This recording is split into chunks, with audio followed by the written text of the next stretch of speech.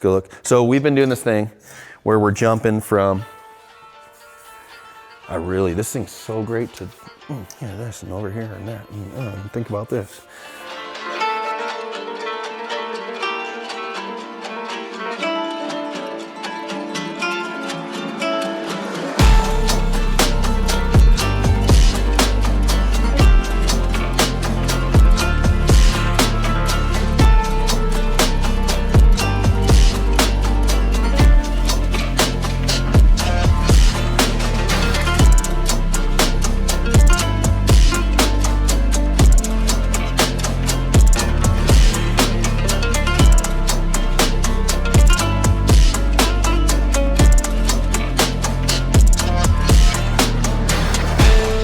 I'm trusting Joey's word that we didn't shoot the rear frame rails on it like this.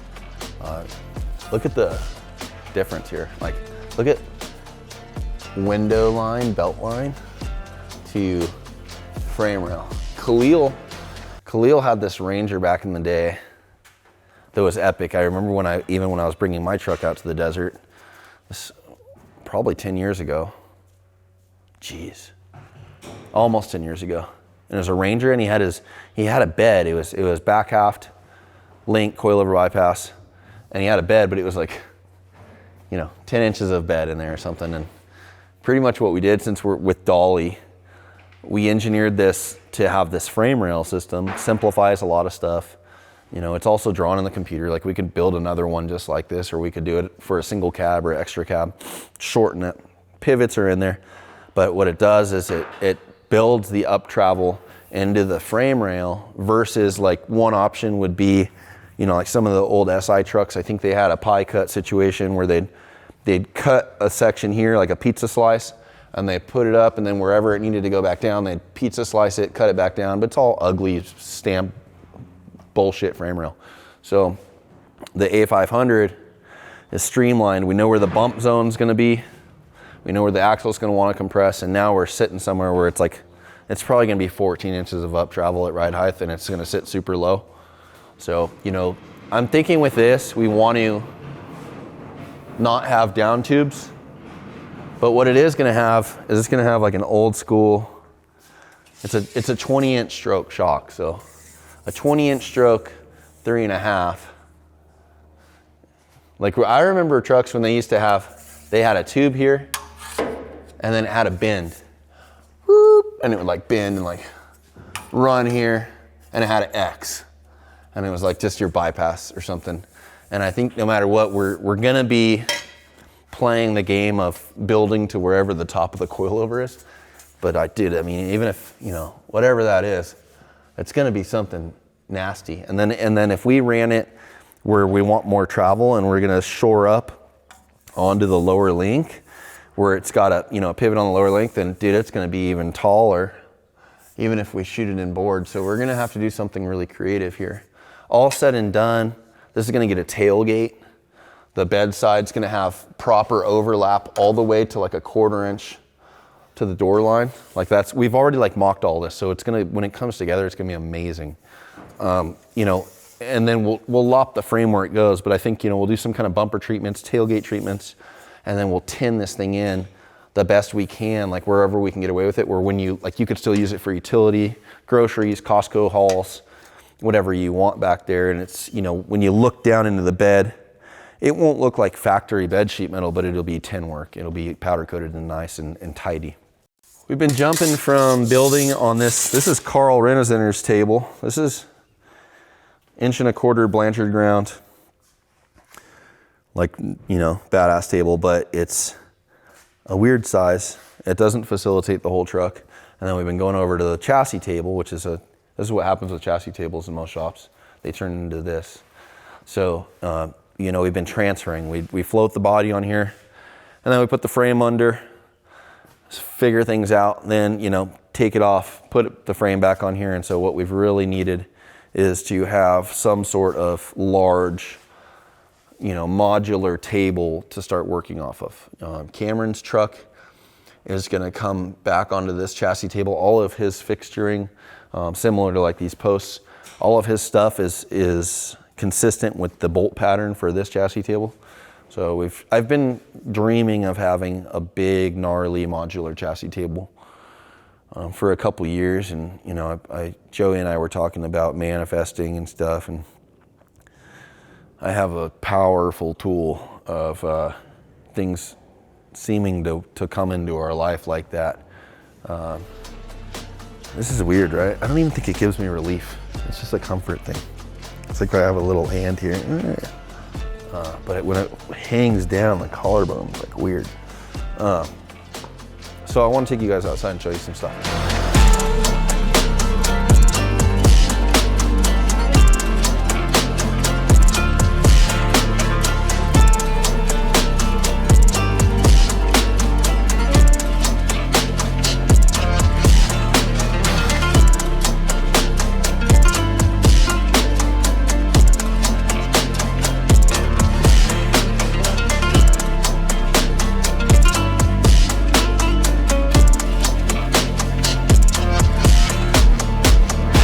Judge his wheels. Don't judge. What's that? No, you're not in the way. I was saying to not judge your wheels. Those are Florida to California mile per gallon wheels. Are you good? All right. This is a Siegmund welding table from Quantum Machinery, American made. Albert. Thank you for the opportunity with this thing. So there's two 5x10s here. These are like gnarly. I don't want to cut myself. But if you look under here, big imperial tables, 1 inch thick, fully boxed. So there's two 5x10s, and then there's these legs over here. There's 4 of these legs. So essentially what you can do is you can position these how you want. They can either be 10 feet wide and 15 feet long. Well, I think those are long. Those are 6 footers. No, those are 8s. Yeah, but they're modular. So you can pretty much play like a Tetris game with this stuff. But what we wanted at least a 5x20 where we could build a full car. You know, the thing with trucks, I shouldn't say car for this. I should say trucks, where we can build a full truck. With the trucks, they're longer. They're like 18 feet. And like crew cabs and stuff like that. And so the chassis tables turn into a thing where you're either hanging one end off and then having to move it and hang the other end off, and it's not effective. And you know, I want to build the Blackbird on this table too. So we wanted this thing to be as modular and like like where we can customize the shape. So, you know, we can either link these long ways or short ways or whatever. And then these blocks, these pillars, they go in and they connect the table where we can pop up in the middle of the table, work on the middle of the car without having to affect any of the fixturing. The legs, you know, massive amount of legs.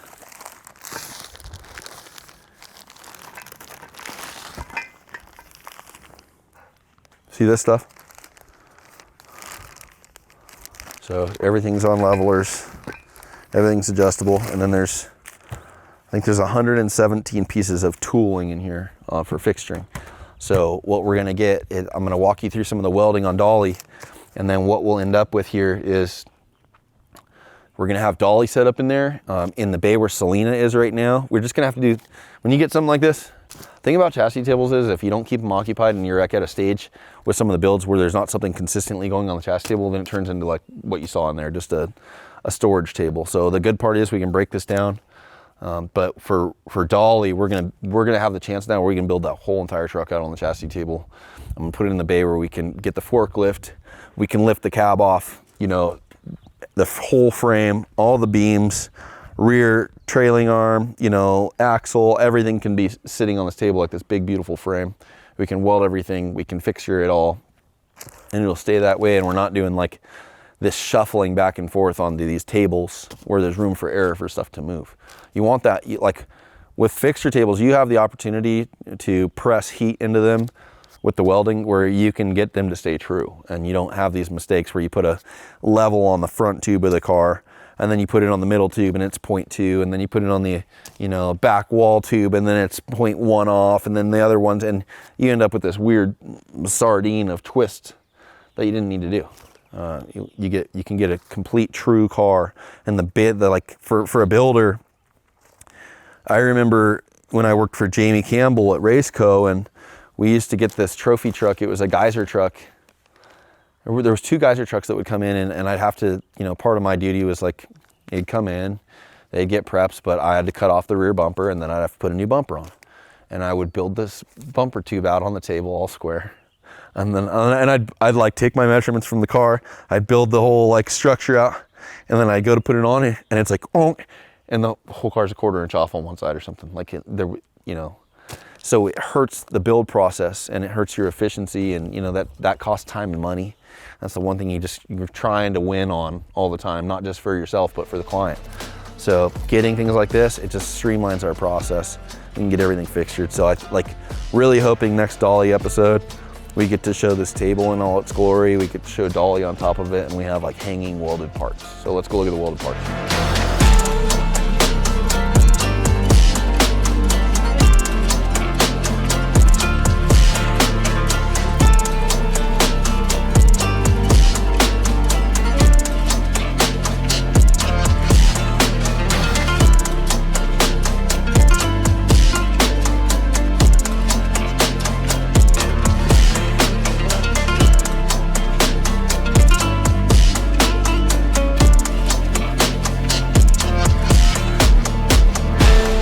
I know this looks like a mess, and it kind of is a mess, but we stripped the beams out. These were our pivots that we had here for fixturing.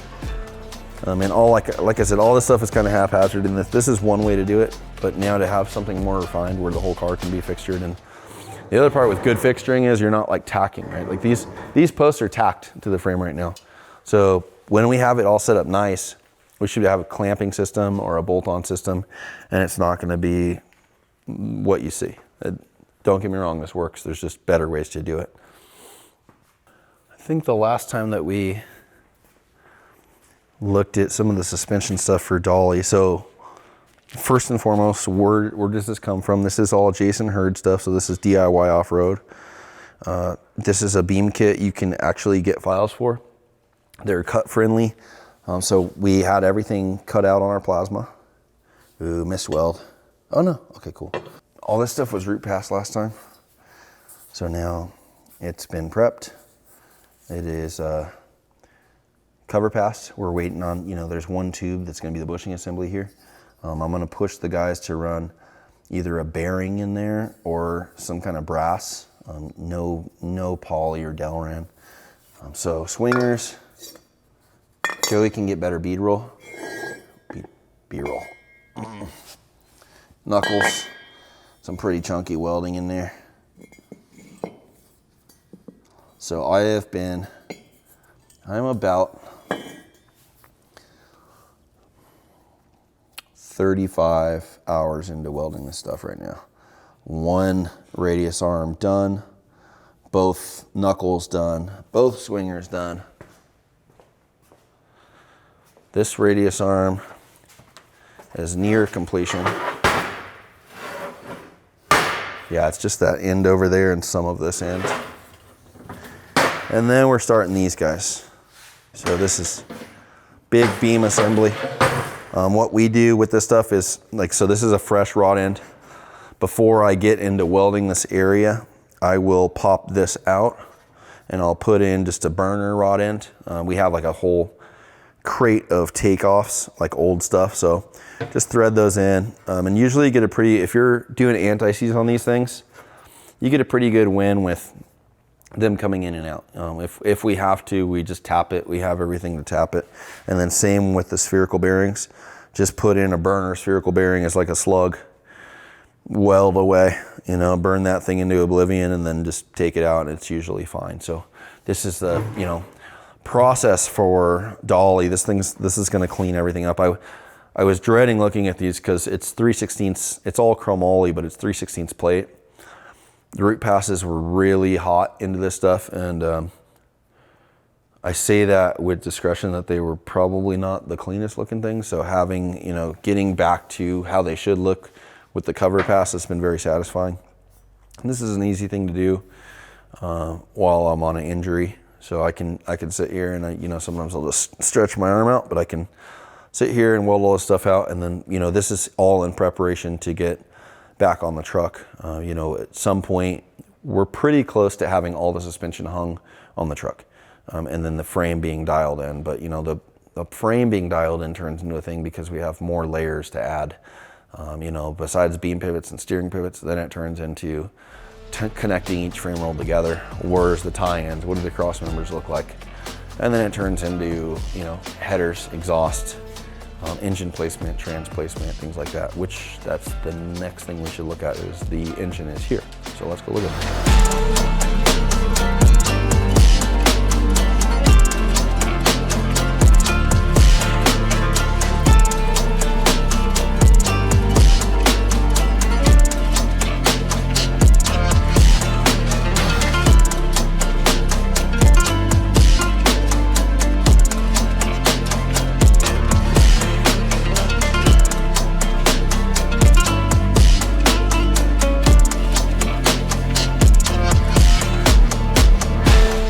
So this is a Moruzzi.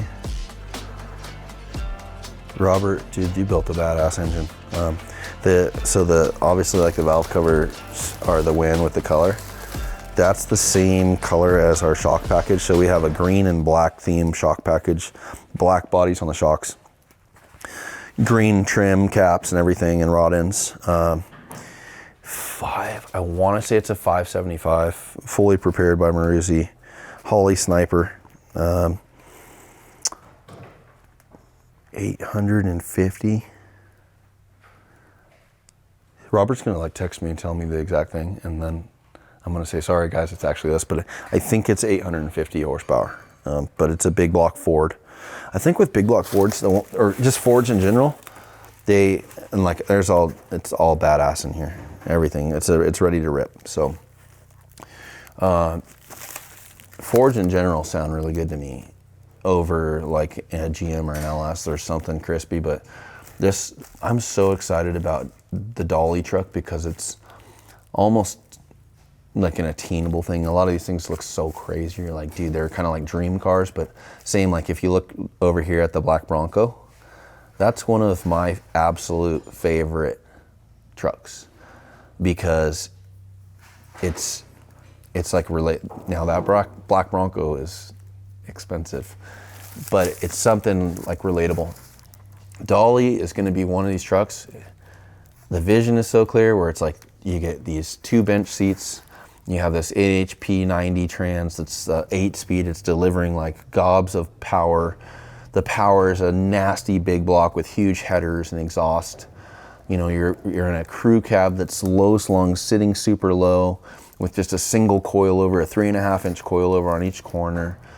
You know, like just a manageable, sick thing. And the cool part is I was like, dude, probably be a badass dune truck too. Like you could take that out, put paddles on it or something, and that would be incredible. But that is like you could drive that truck every day, start it up, no problem. It doesn't feel like a machine. That's like a hot rod. It's just, it's a simplified vehicle. And there's